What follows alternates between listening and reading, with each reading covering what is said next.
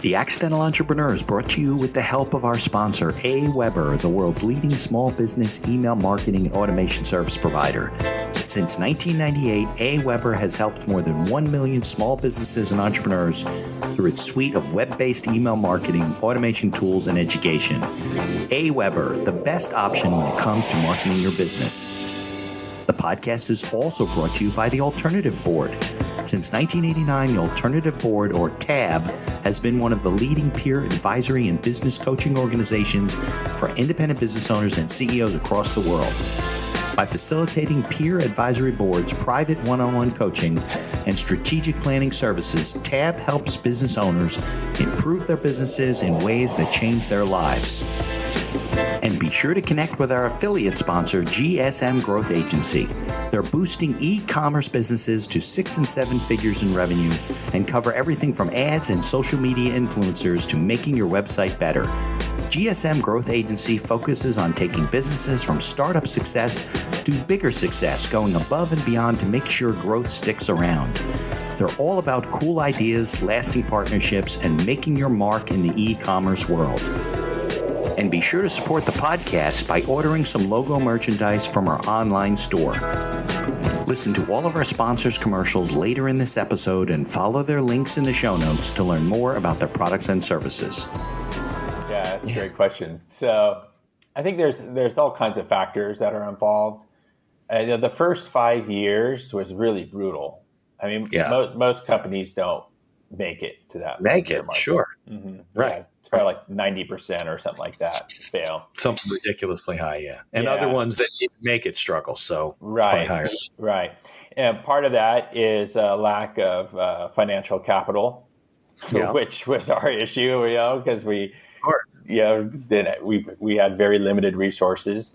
But, a lot of discipline comes into play, showing up every day and being productive, and then eventually being effective with what you're producing, creating value for others. Without discipline, you just, especially those first 5 years, no one's going to make it. Yeah, that's when control. It's just you just have to keep showing up every day. And when I mean every day, I mean every day. I was working holidays, weekends, of course. I didn't take a vacation probably in the first 3 years at all. Yeah. Right. Just you had to do what it takes. And not everybody is cut out to do that. No. Right. They're not able to work hard enough to get off the ground. They just kind of hover. Yeah. And they just kind of, And then another thing is really getting out there and meeting people, networking. And all right. Welcome to another episode of the podcast. We've got a coast-to-coast episode today. Craig's over in California, and I'm here in New Jersey in the rain.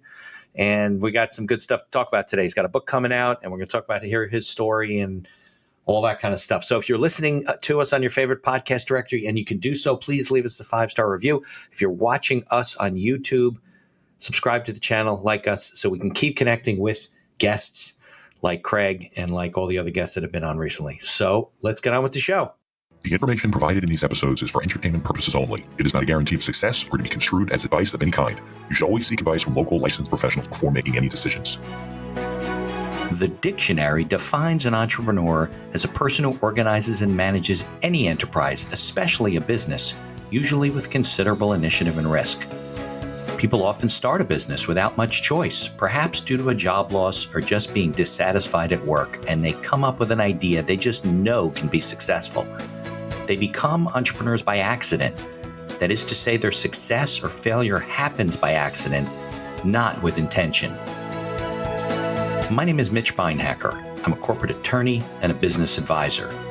You're listening to The Accidental Entrepreneur, my podcast about how to achieve success on purpose, not by accident. Join me along with our monthly guests, where we share our knowledge and help you get a hold of your business. And now on to today's episode. Hi, I'm Craig Cooke. I'm happy to be on The Accidental Entrepreneur. I am an advisor, a consultant, and a newly published author with my book, Business Kung Fu. You can learn more at c2pro.io. That's the letter C, squaredpro.io. All right, Craig. So thanks for joining me. I know we had spoken. I think it was because I was running around and I couldn't be on video or something like that. And I forget how we connected, maybe through Podmatch. Was that Yes. possibly? Yeah, that's correct. Get a Yes. lot of good guests through podcasts. Podmatch, Yeah. it's a good website. Yeah. Thank you for Okay, having so me here today. And no, by I the way, appreciate it. it's raining over here too. So hey. Oh, is it raining there too? That's funny. Um, okay, so why don't we talk? Because I know you got a book coming out. We'll talk about that later in the show. Okay. But why don't we tell your journey, your entrepreneurial journey? I know you've started a company when you were younger, you exited that company, got a lot of stuff going on. So why don't you take us back and take us through the story, all the trials and tribulations? Okay. Sure. So the quick summary of the creation An hour, story. so don't make it too quick. Okay. All right. Very good. Okay. So at the age of 25, I started my company way back in the 20th century. 1996, I started a digital first company way before that was ever a term, doing digital transformation work, actually, before that was ever a term. And what it was called RhythmNet.com, and we were marketing independent music online. I started it with a couple of friends from college. We Okay. had very limited resources. We just threw in $1,300 a piece, and I had a computer, and that's how we started it. And we struggled. You would take the music of the local bands, whatever, you would convert it to digital, and then where did you put it? There was no cloud in those days, so what did you do with it? Well, we had created a website called RhythmNet.com, and that was, there really wasn't the cloud per se, like everyone knows it today, like everyone's utilizing the cloud. This is when websites were brand new, 1996. There was only 30 million people worldwide connected online using the internet. Yeah, I don't think I heard about the internet till 92, maybe, so. Yeah, that was the early days. Very But how early could days. anybody play the music? Like, wasn't a player to download it to, was there? No, so what we did was we took the CDs and then we created 30-second song samples, and we saved them in what was called at the time AIFF, which was the Macintosh file format, and then .wave, which was the Windows file format. So we uploaded those file formats, and people would actually be able to download those and listen to them natively on their Mac or PC, depending on what they had. And there was no MP3s back then. There was no real players back then. So that was what was available at the time. And then if people liked that music, they discovered these bands, read about them, listened to the song samples, they could actually purchase their CDs through a secure server that we set up way back in 1996. You sent them the CD, right? So it was really a way to promote the music and get them to buy what in those days was discs. That's all we had, but that was pretty advanced for where we had come from. Yeah, absolutely. And in those days, everyone was afraid to buy things online using their credit card. Yeah. Yeah, exactly. And I guess you really didn't have the bandwidth to download like a 3 or 4 minute song, right? I mean, no way. When we started, it was 14.4 modems, and then it jumped up to 28K.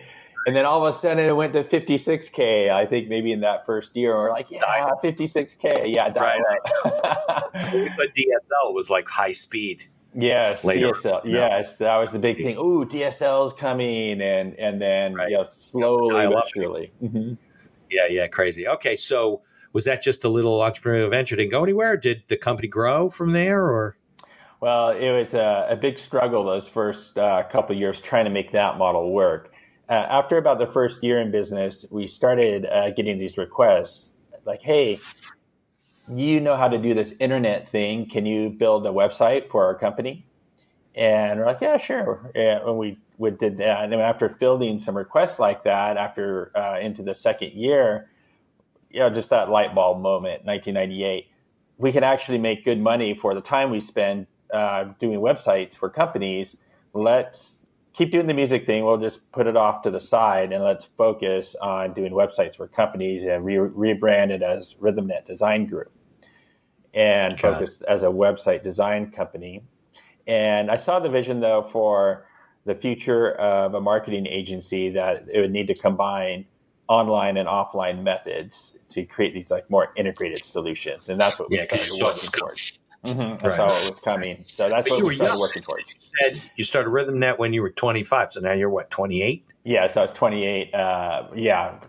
27, turning into 28. Yeah, at the time. Birthday's in October, so late in the year. Yeah. Okay. But so all of your entrepreneurial ventures have really been in tech. It's been all digital marketing, and before digital marketing was even a word, really. Yeah, before it was even a word. Yes, absolutely. Now, I grew up in an entrepreneurial family. I was very fortunate to grow up in a small business environment. My mother had a very small restaurant, like 14 tables. Okay. And I started working at a very young age. I started washing dishes when I was 10 years old. Yeah. And, We have labor laws now, but, yeah, yeah, it's just what it is. What it was. It was good. Otherwise I'd have been by myself. So yeah. did that, and then at 13 I became a busboy, and then at age 16 I became a waiter, and it was great. That restaurant environment teaches you so much about being organized, being efficient, working under pressure and stress, communication, salesmanship. So it was a great experience that I wouldn't trade for the world, actually. And they also had a small automatic fire sprinkler business, and they would design like commercial stuff. Yeah, commercial stuff. Yeah, it was a small company, and they did okay in the mid '80s for a time. But then when the recession in the early '90s hit, it just like decimated everything. It was interesting. So it was very interesting to grow up in that environment, and there was kind of like a rise and a fall, and to be in the midst of all that and working at both companies. I'd also go work in the sprinkler shop, cutting and fabricating pipe, and sometimes out in the field, and that's very hard labor. Pipe is really heavy. Yeah, and that company went under, huh? Yeah, well, it really shrank to be a very bare minimal operation, just like 4 to 6 people. Maybe at the peak it was maybe around 30 people. Went down to about 4 and 6, and that's at that time I had graduated college, and I was starting to help them with automation. Taking all the manual processes and bringing it onto the computer, invoicing, Sure. accounting, and all that stuff. And I was helping them out. And at that same time, I was learning about the internet. And then it just, working with family and family dynamics and where the situation at hand, just one thing led to another, and I decided to, start this company. And just because the enormous opportunity I saw what the internet could become based on my research. Yeah, of course. So what did you study undergrad? Did you study business? Did you study, computers? I was a business major. My major was operations management with a minor in marketing. But I volunteered for what was called the Multimedia Design Center that was run by one of the professors in one of the business courses I took. And it had a whole bunch of Macs, and it had Photoshop and Quark Express and Illustrator and then Microsoft apps too. And I taught myself all these applications, and I was there to help other students and faculty learn how to use these applications to create materials. So I learned a lot by volunteering for that Multimedia Design Center, and that gave me a great technical foundation. And then once I graduated from school, helping my parents out, I was just reading all the time. And then I taught myself HTML programming, bought a couple books. And then I just started teaching myself everything along the way. Because, in college, they didn't teach any of this internet stuff. Even some of the computer classes I took, there wasn't any of that. I also had another job on campus that I worked for a couple professors. And my first introduction to the internet was email. One of the professors would travel all around the country, and I'd be able to email her. And I was like, wow, this is amazing. I can actually email her, and she gets back to me like immediately, at the time. I mean, today it's like, whatever, text, instant message, everything, no big deal. But at the time, I was like, wow, that was my first introduction to the internet. And I was like, wow, this is fascinating. And again, the personal stuff. Yeah, I mean, look, everything's relative. I remember we got to college, we had Macintosh computers with the little 3.5-inch discs or whatever they were, and they'd pop out, fill up, and we thought that was the coolest technology you'd ever saw with a mouse. And now it's like the power of everything that you can do is ridiculous. Most of the stuff you couldn't even do that we do now, we didn't even have the internet, didn't have the infrastructure for that kind of stuff. So, but I think you're right. I think the people that were in the business like you, could see that the world was changing. It wasn't going to be, big advertising. You got to buy things in a magazine. You got to mail out flyers. You got to do it. You could get to people relatively easily, At a low cost. Yeah, at a very low cost. I mean, I remember when I started, there's a book that I love. It's called The Excellent Entrepreneur. That's funny. No, it's called The Referral of a Lifetime. And it is a story. It's like 100 pages, but it's like a Ken Blanchard series type of book, like Gung Ho and those other books. It's like 100 pages. And it's a story about this. I think it was a woman who went into a coffee shop. She was having a lot of trouble. And she went through this whole journey where the I don't know if he was a barista or just a coffee guy or whatever, said, come in tomorrow. My friend Craig's going to sit with you. And she met these people along the way of how they would keep in touch with their clients. It was a sales book about learning to keep in touch with their clients. But in those days, we had to mail like postcards to send out newsletters. And then it's all been updated now. But now you can create a mailing list and keep in touch with people and, segment it and all kinds of crazy stuff the way you can keep. It's like marketing's really just gone nuts. Yes. You visit a website and they know like your underwear size and your favorite fruit. And they're like, Craig, you should take a trip to this island where you can wear your bikini and eat mangoes. And you're like, what? How do you even know that? Right. So I think it's really come a long way. So what happened with that company? Did you run it for a long time? Did you sell it, start a new company? So, the company. Yeah. So RhythmNet, .com, we rebranded as RhythmNet Design Group in 98, like I mentioned. And then with that vision, kind of work towards fulfilling that vision of being a real integrated agency. And then we rebranded as Rythym Interactive in 2004 with that model, because we had picked up all these different capabilities. And then that helped us land larger companies, like medium to large enterprise companies that we started doing work for.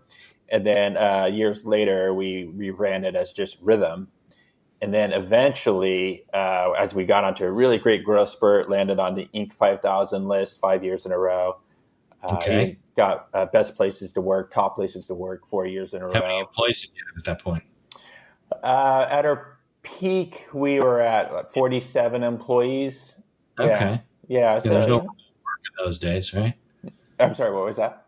There was no remote work in those days. You had to come to an office, right? Yeah. We had our own office. And I think maybe at the time we had a couple remote workers, but it was pretty much, Monday through Friday, everyone's in the office except for a couple of people that are remote. And we had actually even acquired our own office building in 2009. Kind of a other side story, but it really helped us scale into that growth mode. And then in 2019, we actually sold the company to a world-class creative digital agency out of New York City. The timing was perfect. It was. It really was. Looking back, it's like, wow.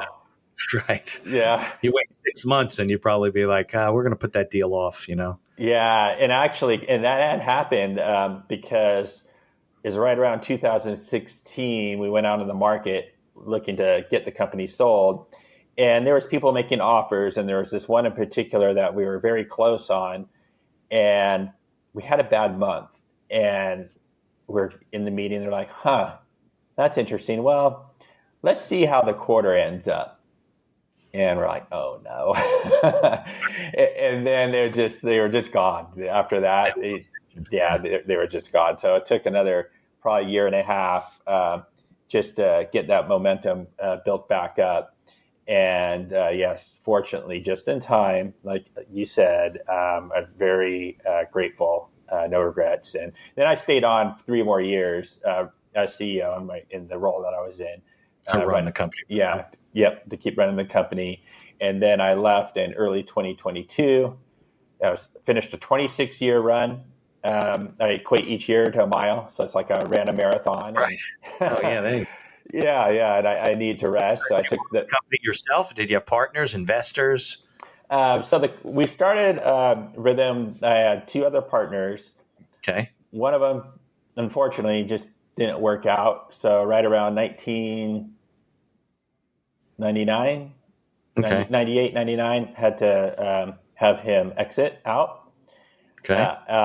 And then had one partner all the way through, till Got it. sold. So, Got it. yeah. But you were there. You stayed on as their CEO during the years of the pandemic. Yes. That must have been challenging. It was a challenge. We had a number of clients that got hit pretty hard from it, like a real estate client of ours. They're their largest privately held real estate company in the country. And they had residential and retail and office and resort properties. And yeah, they got hit hard, and they were one of our biggest clients. We also did a lot of work for America Honda Motors, working mostly with their Acura division. And they got hit hard.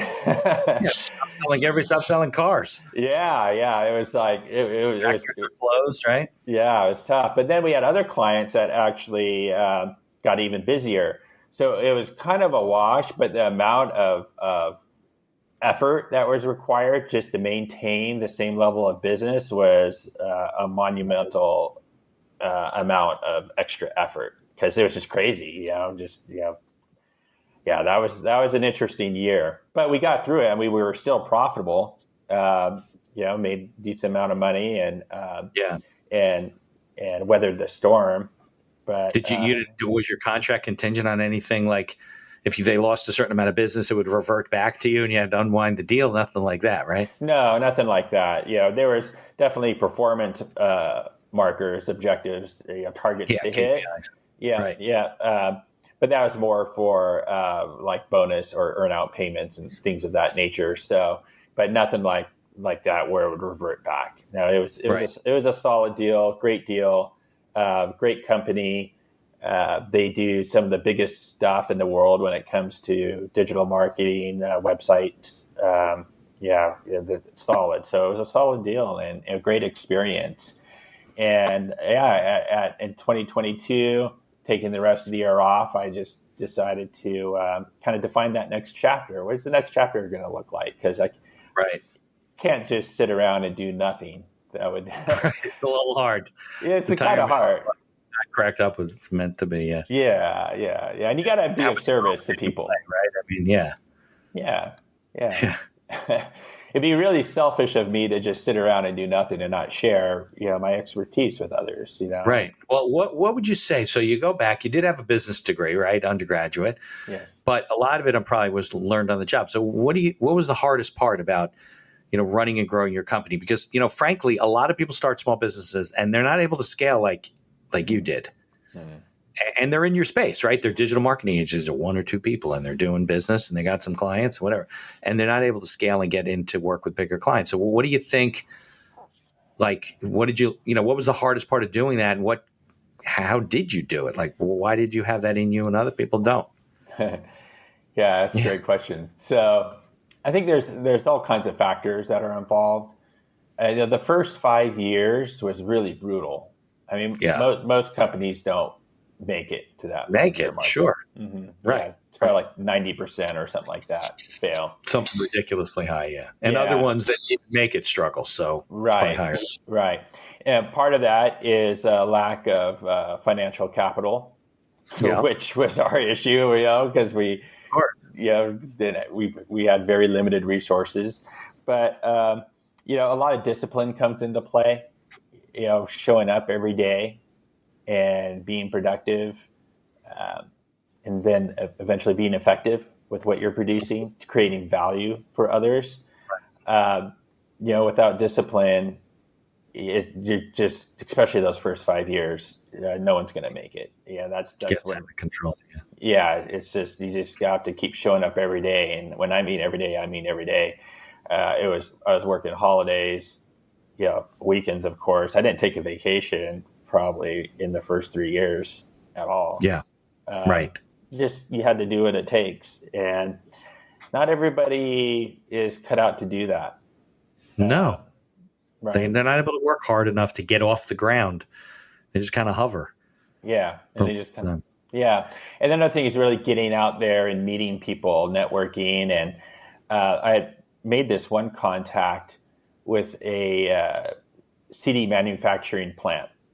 So as we kept the music thing on the side, as part of getting the skills for that more integrated agency that I mentioned earlier, I started learning how to do print production, which then we ended up getting into designing the packaging of music CDs and then brokering the printing and the CD replication.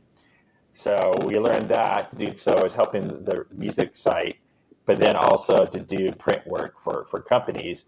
And there's one gentleman that worked at one of the CD manufacturing plants. Him and I just really hit it off great. And he started referring tons of companies over to us. And it was a great relationship where we were making great money doing a lot of package design and printing, brokering the printing of the packaging for CD-ROMs, and then and the disc replication as well. And then that got us into eventually learning how to do CD-ROM authoring. So I taught myself, at the time it was called Macromedia Director, how to actually design and program CD-ROM applications. And then with the experience of the printing and the disc replication, being able to do that. And then we ended up creating our own proprietary, more of a methodology utilizing the internet to actually update a CD-ROM and track the user behavior of CD-ROMs. And no one out there was doing it. And it was able to break into the pharmaceutical space. And you were like the early days of cookies. Yeah, exactly. And we had an awesome 10-year run working with all the big pharma companies, doing all these like patient education, mostly CD-ROM applications. And we would do runs of 100,000, 500,000, 1 million units. And it was. And you would produce it for them? You would print the CD-ROMs and load them up and everything, the whole thing? We did everything. We designed and programmed the entire CD-ROM application. We would do the package design, and then we would broker the printing and the disc replication and ship it to them. So they didn't have to worry about a thing. We did everything. It was one of those things you'd put in, it would automatically run a marketing piece or something? Yeah, you put the CD-ROM in, it would automatically open up the application. And then we had this little process where they would opt in, to get updates. So that the CD-ROM would get updates. And then we had also integrated it with email software, because we were one of the early adopters of email marketing. I think it was back in like 2004. We became a reseller for what was called ExactTarget, which eventually got acquired by Salesforce.com. Sure. Yeah, ExactTarget became the largest email marketing provider out there. And we were one of the early resellers of that platform. And we had integrated that application with our CD-ROM technology. So it's a great solution where we get people to opt in, so they receive emails, CD-ROM would be updated, they would get the user behavior would be tracked, and then we'd even message to the desktop, because we figured out how to do this other piece of technology where when they opted in, like every 30 days, it would bring up just a message on the desktop. They didn't even need to be using the CD-ROM. And it would just say, hey, it's time to refill your prescription. Things like that. So, it's interesting. Good times. So clearly you have vision. You're obviously a good salesman. You have the technical background and maybe had good tech people to build what you wanted to build.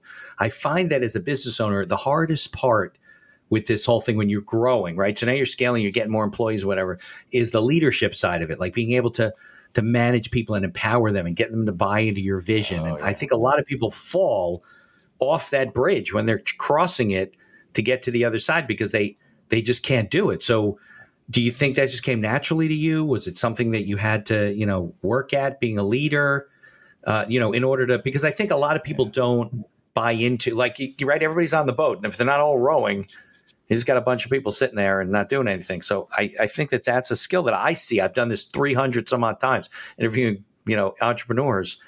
It falls short every time where they don't, they don't get it and they don't. So you obviously did. How did that come about? What challenges did you have? Yeah, thank you. There are some aspects to my wiring, say, that lend itself to some natural leadership, but I really had to learn a lot. Even if we're naturals at anything, you have to work on your skills and develop your skills to a much higher level.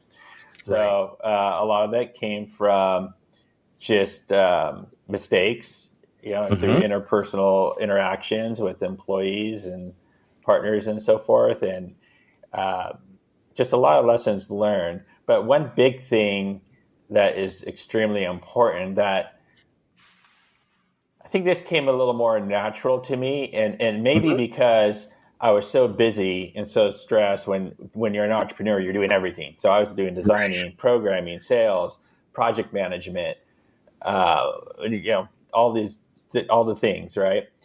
And as you get so busy, you don't have time for everything. All right, I need to get someone on board. I need to relinquish a hat, right? Now, I think what you're talking about, where people get stuck, is they don't know how to let go and trust. Right. Right. Exactly. Yeah, They're like, oh, it's just easier if I do it. I'm too busy to teach this person. They don't have processes in place now. So the new person you bring on can't teach the other people what to do and all those types of things. Yeah, absolutely. Yeah. It is. It's a mindset that you just get in your own way. It's like, oh, I'm not going to take the time to show this person how to do it because I could get it done faster. Right, exactly. But that doesn't help. Ultimately, it hurts the organization. Yeah, absolutely. I don't have the time, or I'll get it done faster, or they won't be able to do it as good as me, et cetera, et cetera, et cetera. But really, if you want to be successful and growing a business, it's on you to do that. It's your responsibility as a leader to make sure that you hire the right people with the right skills. Okay, that's part of it, but they're still going to need some training. They still, even though they might have some great talent and knowledge, they have their ways of doing things, and their ways of doing things might not match the way you want things to be done. Right. But how are they going to know that unless you actually show them and train them, right? And so that has to happen. And then you can't be micromanaging them on top of them, because then you're just wasting your own time. Right. Because you should be out doing something else, like selling, right? Yeah, of course. Yeah, like trust, let go, let them make mistakes also. Right. People need to be comfortable with knowing that there's going to be some failure points, and it's okay, because then that's how they learn. I mean, that's one thing I noticed that. Yeah, I learned so much because I made a ton of mistakes. Like, I'm very good at what I do, but that's because I made a ton of mistakes. Right. Well, I think you want to make a lot of mistakes. So you don't make big ones, but you make a lot of small ones. You learn and learn and learn and learn and learn. And then you don't make big mistakes that you're trying to avoid to begin with, Yeah, 100%. And, still on occasion, there could be some big ones. I remember there's this one time we were working on a project for a big national bank, and it was a CD-ROM project. And the problem with CD-ROMs is they had to be like totally right, because once the printing and the manufacturing and the discs are done, it's out. Yeah, you can't recall 10,000 discs or something, right? That's right. Yeah. So this one particular job, it became a rush job towards the end. And rush jobs are horrible because whenever there's a rush, something you're going to screw up. Yeah, that's right. And I knew better, but it was rushed. And one of my top guys, he was finishing up the project. I was out of town, and we sent it off. We manufactured, I think it was 100,000 units, sent them out. Oh, boy. Yeah. Then I got a call like 3 days later. Hey, Craig, these discs aren't working. I was like, what do you mean they're not working? Yeah. What are you talking about? Well, once you're like about, 5 minutes in, it just stops. And I was like, oh my God. So it started playing, but then it would crash. Yeah. There was something going on where it would get stuck. And I said, well, let me call you back. Yeah. So I checked, and I was like, oh my God. So, and then I got back in town, and I went over with my guy, and he's like, oh no. He had made this mistake, and he didn't test it properly. But I made the mistake by allowing the rush also. Right. Well, yeah, right. But what was it, a programming mistake? It was a programming mistake. So it ended up getting caught in a loop, and when it go past this one decision point. Right. Yeah. So it was a huge. It was a hard one. I think it cost us like 50 grand at the time. Oh, this is back probably like 2006 or something like that, right? Yeah. So put that in today's dollars. You know, it was a lot then. You send out a link to a website, the people go, and if you have to fix it, you change the website. That was the beautiful thing about websites. Like, hey, this is wrong. Oh, okay, no problem. Get in, boom, boom, boom. Yeah. You know, the CD-ROMs, printing, all that, it was great in some respects, but it had its disadvantages in others. And the same thing with the challenge with websites was like, it was so easy to update, like you said. It was then it enabled clients to be like, oh yeah, can you change this? Oh yeah, can you change this? Oh yeah. Yeah, it's like constant flow. And then that's costing you a ton of money because you're just constantly, you know, rather than getting everything at once, constantly fielding these requests until you learn better and get processes and systems in place and how to monetize that flow. Yeah, right. Process a client. Yeah. That leads me into another question though. So how did you start developing your own processes for employees? Like, did you have to do that yourself? Because I think a lot of people, that's another area that they fall short on. They don't have the processes to run the business in, you know, without that. I mean, they have the process in their head, but getting it down on paper and getting it to the employees so they can do it without you is hard. So how did you, and a lot of people fall short on that. So how did you get that done? Do you remember? Yes. So I am very systematic. Or I love organization and structure. So I would take the time to create, even when it was pretty much me doing everything, I was still documenting things and stuff. Yeah, and at least getting, okay, well, this is how to, it was a good habit of being organized, structured in my approach. Yes, where I did lack at times was lacking the documentation because it was like all in my head, but I would have the processes. And then once people came on, I would show them and train them. But then it got to a point where as we got more employees, that documentation was necessary because it wasn't me that was able to show everybody everything. That all of a sudden, with more employees, they had to train people. So what happened was it was more documenting through a team effort. So myself, business partner, top employees, when you kind of get forced in it because the mistakes happen, they're costly, and like, we know better. We should have done this. We know this is the way we do it. Why did this happen? We shouldn't. Well, this person didn't know. All right, we got to document this because we need to ensure that people are following process. So it was kind of out of force many times until we really learned better and it became a better habit that we would start documenting the processes. Yeah. And it was a team-based approach. And it was good that way because multiple minds together usually can come up with the best approach and the best process as long as someone is really the leader or facilitating that effort. No, it's like being a chef and running a big kitchen and you don't teach anybody how you make your recipes all in your head. I've taken over organizations, as an advisor where you can tell there's one or two people that are like the key people. Like if these people drop dead tomorrow, everything shuts down in this place. And they had to, you got to start building in systems to not to make them irrelevant, but to allow them to, send them on vacation for 8 weeks and see if you can still run the business. Well, and it's funny you say that because actually, I think it was around 2009, I did make a statement to like my top staff that my goal was to make myself irrelevant. Yeah. Well, that's the ultimate goal. The ultimate goal. Yeah. Because you can just work on the business and scaling the business and growing the business. Everybody else can run it. Right. Exactly. Yeah.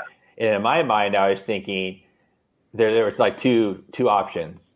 One, that it would become self-sustaining and kind of run itself. And I could be like, go off and do whatever I want. Or two, sell the company.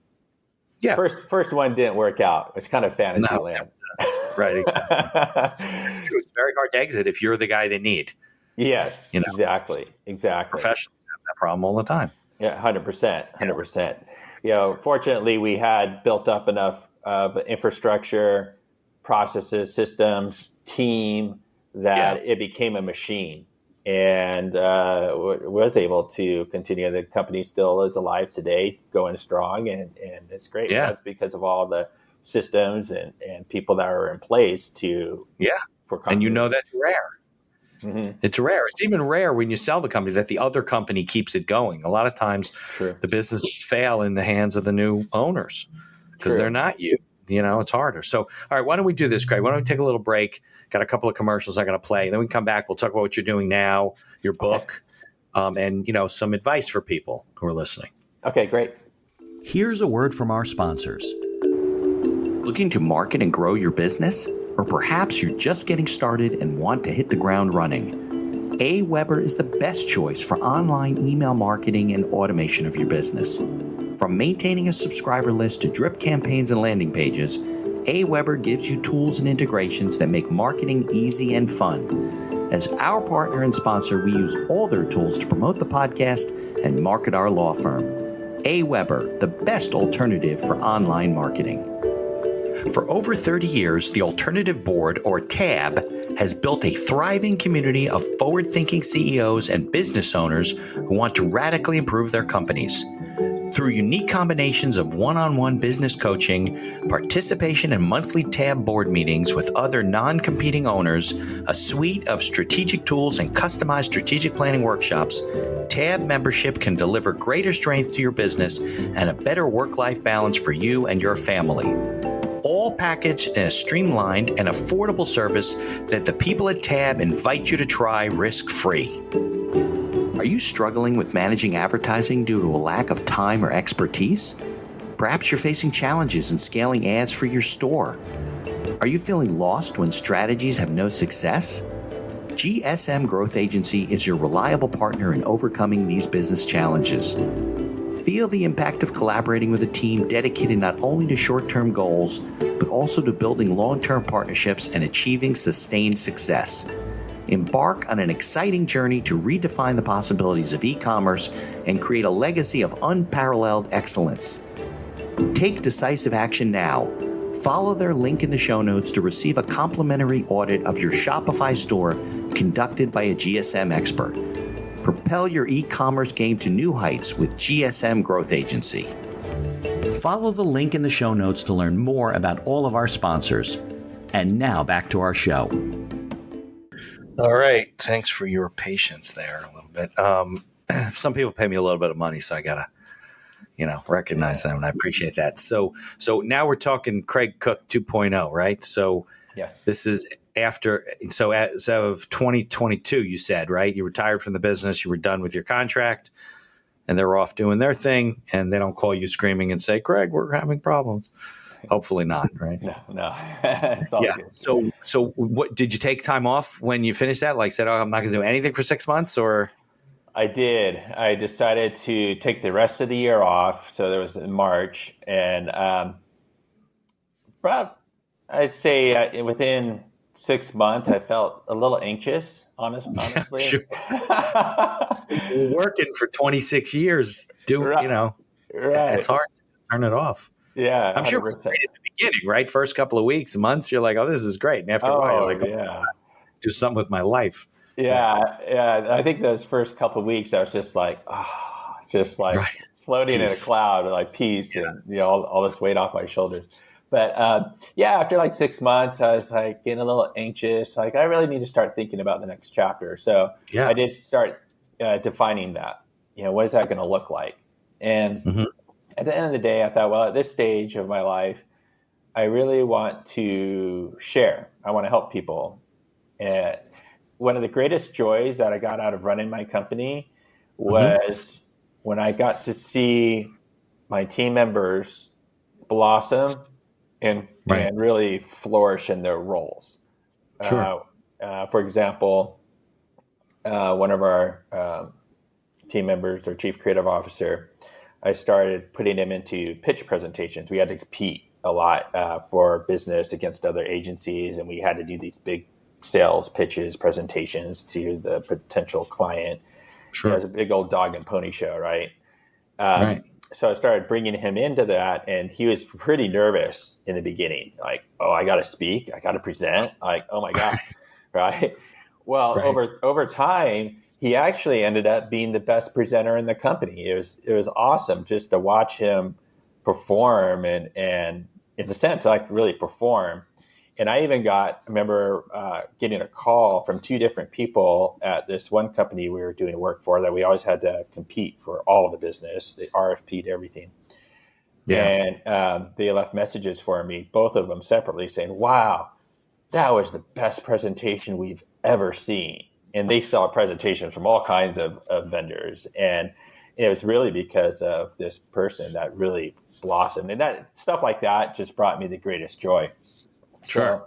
So in recognizing that, really helping others to develop, I just want at this point share and empower others to fulfill their potential. Sure. And that's through creating things and sharing my expertise and knowledge. So that's where my book came in as a component to help inspire and empower others. So are you doing consulting now, coaching, advising? You're on advisory boards? What are you doing besides being an author? So at the beginning of 2023, I announced like, hey, I'm ready to do some consulting work. There's a couple things that, here's the two main things I'm doing. And I picked up some clients right away. And that work has been mostly focused on brand development and marketing communications, emphasis on digital, and a lot of strategy work. That's been most of the consulting work that I'm doing. I'm also what's called a medical Qigong practitioner, which sounds totally out there and different because it is. But yeah. I came across that in 2014, and it was a big game changer for me in running my company. Medical Qigong. It just got me so centered and balanced and able to mitigate stress and manage through all the challenges that are coming. Is that some sort of an Eastern discipline, or? Yes, it's a practice that's thousands of years old out of China. Okay. And it's tied in with Kung Fu. There's actually martial Qigong, and that was my first exposure to Qigong when I was younger, studying Chinese Kung Fu. But the medical part is different. There's the martial, medical, and spiritual. Those are like the three main branches. So I've been a practitioner for the past 9 years, and I actually work with people. I've conducted over 800 sessions with people over the past 9 years. I'm enrolled in a doctorate program right now for Chinese energy medicine that I'll be finished up with in August. So with that couples well with leadership development. So that was before you left the company. You said it's 9 years. So yeah, so I was learning and studying and practicing that in the evenings and on the weekends with people. So yeah, it was just a passion. I was like, wow, I just want to dive in and really absorb this as much as possible. Personal development, right? Exactly, personal development. It was such a game changer for me when it came in, because at the time I was so off-centered, off balance from all the stresses of managing a growing company, juggling family life, et cetera, et cetera. So so that was a big game changer. I want to share that, and it couples well with leadership development. So I see with like workshops, retreats, seminars that'll be in the future. I've done a little bit here and there just to experiment and validate. Actually, last week I was at a mastermind event, and I was leading people through some Qigong practices in the morning. And so that's part of your book? It is in the book. What I mentioned, how I came across it was a game changer for me. I just touch upon it lightly. That's probably going to be a more follow-on book when I delve deeper into that practice. Right. It's related, but it is separate. The book is mostly really centered on how I took the principles and lessons I learned from Chinese Kung Fu and applied it to my business, and how I structured it, organized it, my mindset, applying discipline. Right. Yeah. Well, now I know the secret to your processes and how you developed all that stuff. Yeah. It's, especially like discipline. If we take a look at discipline in your question earlier in the conversation, like those first 5 years, like what people are struggling, what makes that difference between success and failure. And a lot of it is discipline. No question. Yeah. I mentioned showing up every day, right? And that's how I break it down in my book. I have 3 aspects of discipline, and that is showing up, being productive, and being effective. Yeah. Right. Yeah. Yeah. With that effectiveness, meaning that what you're producing is of value to others. Right. Yeah. Well, I think, isn't the old adage that successful people do the things that unsuccessful people are unwilling to do? It's not that they can't do it. You don't have some magic ability to do something that other people can't do if they were disciplined and they spent the time being a student of whatever and were organized and stuff. But there's no barrier to being that way. It's just a mindset type of a thing. So you nailed it. You nailed it. You know. That's right. And I'm not special. I'm just like, every other dude out there. And it's really having the proper mindset. And that's at its core, that's what my book is. It's a mindset book geared towards entrepreneurs to help them on their entrepreneurial journey, to overcome challenges. Because you're a vision guy, you're always thinking like me. So where do you see yourself in the next 5 to 10 years? I mean, I don't think maybe you'll build another company, but it doesn't sound like it. Yeah. I mean, who knows? Maybe I'll get some bug that really makes me want to start a whole other venture. But I like the independence and freedom I have right now. And I envision that I'll write more books. I'll do a lot more speaking at conferences, et cetera, because that's just another way to help inspire and empower others. That's my purpose, to create things that inspire and empower others to fulfill their potential. Books, speaking. There's the possibility of creating community, some sort of platform, community where I can share expertise and get like an online community, maybe some sort. Yeah, like an online community, and then start to couple that with workshops. Where it's like some sort of destination or location where people can come together for workshops as well. So you have the online and offline component. So a variety of things where it all helps to ladder up to my purpose. Very good. Very good. Well, I don't know if you have any other advice for people. You've given a lot. So, things about being disciplined, things about being organized, things about getting through the first 3 to 5 years of the business cycle. A lot of people don't make it that far. But is there anything else that if somebody's starting out in business that you would do differently, that they should be aware of when they're getting started to move forward on a better path? Yeah, I mean, there's a whole number of things. Like my book is like a primer that's really great for the entrepreneurs in the early part of their journey, because there's a number of things. I think one I'd like to expand on a little bit here. With the little time that we have left. So I'll work backwards. A couple things. One, finding a mentor is important. Very good. Yeah. I had multiple mentors, and they're crucial. Also, creating strategic alliance partners where they can help bring work to you with that. Supplements your own business development efforts. That's big. Also, making sure you take care of yourself. I learned about that. Before you burn yourself out, right? You think you're young, you should be going 24 hours a day without eating, sleeping, and drinking, because that's what you're supposed to do. You're starting up a business, you're tough, and the only thing you're doing is you're beating the hell out of your body, and then it all comes back to get you later on. It sure does, and it came back to get me hard because I got eventually diagnosed with a challenge with diabetes. I had it full on, and I had to work to reverse it, which I have naturally, 100%. Yeah. But that's a big lesson. And I have a saying that you need to be of service to self so you can be of service to others for a lifetime. Right. Yeah. Well, that's why you put the oxygen mask on when it drops in the plane. That's right. Breathe, right? Yeah, 100%. And I was feeling it where I wasn't able to perform like I used to. And I had to change. Now I feel like I did in my 20s. It's great. So if you want to really be of service for a lifetime, you got to take care of yourself. The last thing is this is a good one for entrepreneurs. I've created this 5 elements of entrepreneurship, and it's based on classic Chinese 5-element theory. The 5-element theory in China consists of 5 elements of fire, earth, metal, water, and wood. Okay. And the five, and it's all about balance, and we all have this constitution of those elements. So the 5 elements for entrepreneurship is passion. Passion leads to discipline. Discipline leads to expertise.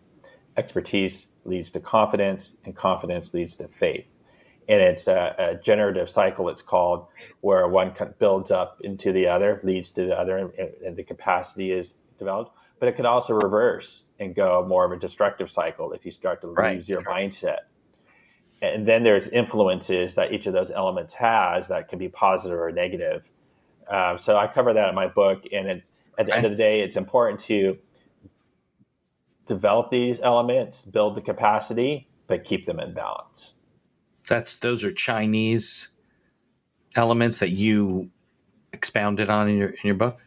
So I took classic Chinese 5-element theory, which really permeates throughout Chinese culture and martial arts and medicine, also spiritual systems, even music.